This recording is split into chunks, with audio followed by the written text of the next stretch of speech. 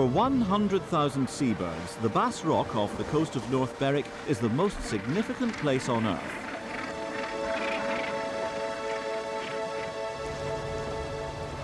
On May the 21st, 2000, the presence of another flight signalled a remarkable development in the story of this unique place.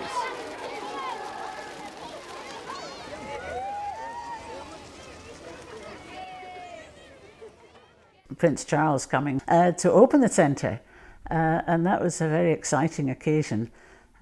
Made quite an impact on the town that he was a royal person arriving. The Duke of Rothesay, as we call him, really up here, came, and that added to the whole wonderful thing. I just wanted now to declare open the Scottish Seabird Centre. That, I think, was, the opening was the highlight of even my memory now when I look back, because suddenly we were seeing what the building was all about, that was bringing the life of the birds, particularly the gannets on the Bass Rock, into North Berwick. I was actually invited into the opening, which was really a privilege because it was a very special day. But the reason it all came about was because of Bill Gardner. Used to go and look at the Bass Rock through his scope. And it was right on our doorstep, and we wondered if we could watch it without disturbing them. Can we bring nature to the world? That was really what it was about. I had some meetings, a couple of meetings before the Seabird Centre was approved or built, with someone called Bill Gardner, who probably more than anyone was responsible for the Seabird Centre coming about.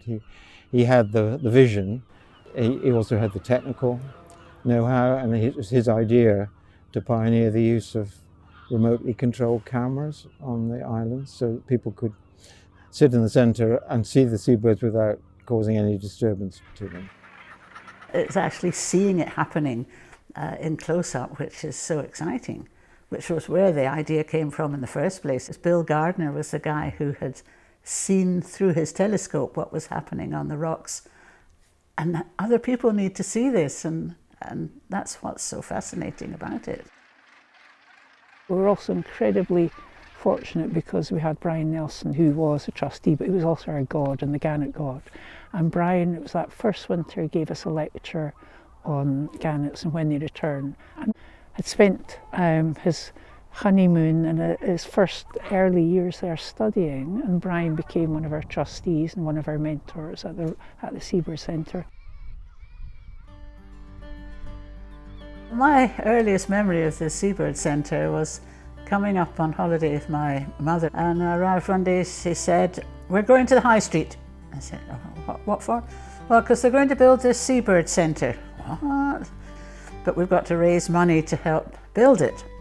So we were in a little porter cabin in a space in the High Street selling bricks, and people were buying a brick to hope to get enough bricks sold to build it. They would have their name entered in a book, and they had a wee certificate as well to take away with them. People were telling us much more about what the centre was going to be, and looking for people to sign up to be volunteers to carry on spreading the word. And at that point, I decided to sign up. I thought it sounded a very good project. We were all volunteering then to try and engage the public in this wonderful new building that was going to tell us about seabirds, gannets in particular. I didn't know what a gannet was at all, and I did stay on the beach, I'm ashamed to say, but I didn't know there was gannets on the Bass. So my knowledge was zero. So that's what the Seabird Centre was doing.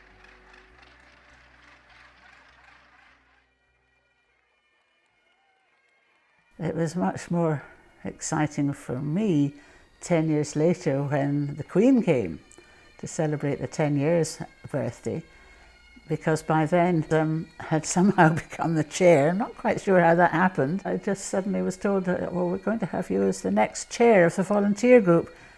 And by the way, the Queen's coming next week. What? I remember the Queen had a very bad cold, and it was touch and go whether she was going to make it, but she bravely did.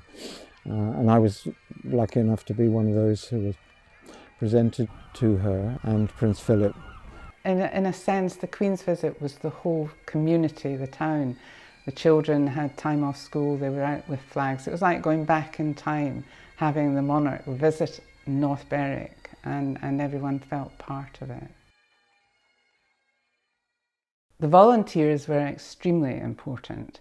A volunteer support group was really the group that publicised what the Seabird Centre was going to be about, and also did fundraising and really managed to get information out into the community about what was happening.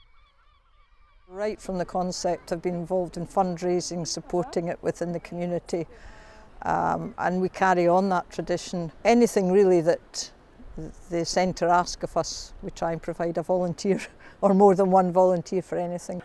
We like to think we're very important, but I think we are really quite important, because to get a few extra people in who are interested and enthusiastic, particularly meeting the public, and the fundraising that we have been doing has enhanced some of the activities that the centre is trying to organise and enable things to happen, perhaps. When I first came here, North Berwick was a lovely seaside holiday town, you know, nice beaches, but that was it.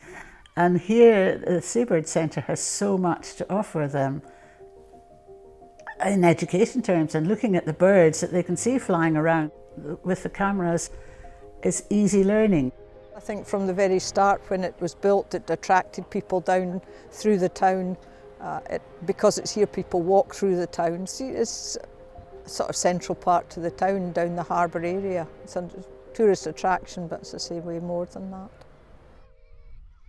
It's just evolved, and I think now we've got this wonderful education package that's come through. And I think for me, that's been sort of just seeing how it's evolved over the year. Now it's it runs wonderfully with its education, with its just opening people's eyes still.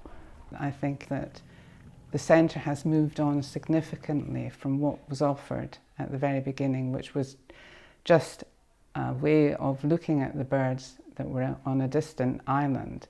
Now, much more education and involvement of children has taken the centre into a different dimension.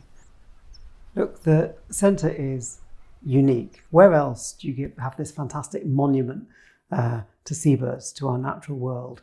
And it's a living monument. You know, we have so many people coming in, you know, going into the centre every day and having a unique and meaningful experience.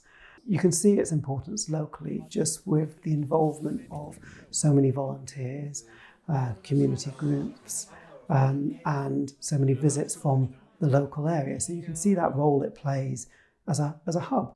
The centre is a gateway for people to learn about and to be inspired by that incredible natural wonder that is on the doorsteps of North Berwick and of East Lothian. I think from a nature point of view, it's so close to shore. You are 40 minutes from the city of Edinburgh, you're looking at the largest northern gannet tree in the world. How lucky are we? The sea, for many people, is so removed. People maybe don't even understand what a seabird is. So saying to them this is a seabird, you're starting a whole new sort of area of life with them. And it's because of them as well now that we're learning so much more about the oceans and the catastrophes that we're seeing going on. I mean, when we started, we're only looking at seabirds that were local. Obviously in the 25 years the centre's been open, that has developed already. The Seabird Centre has developed into a force for seabirds in its own right, and it's delivering conservation work in the Firth of Forth area that is really essential. And it's doing it in a way that is engaging and empowering local people and volunteers to make a difference. I think it's being here, going out on a boat trip round the Bass Rock and seeing the gannets up close must make people think we've got to save these creatures. We have to do what we can do to do it. I hope it continues to thrive and at the forefront of scientific research and development as it is at the moment. It's easy, oh yeah, it's been here for ages, you know, don't need to do anything about that. But it does need the support of the town to spread the word to everywhere else to, you know, this is a great place to come. And yeah, I hope it keeps going forever.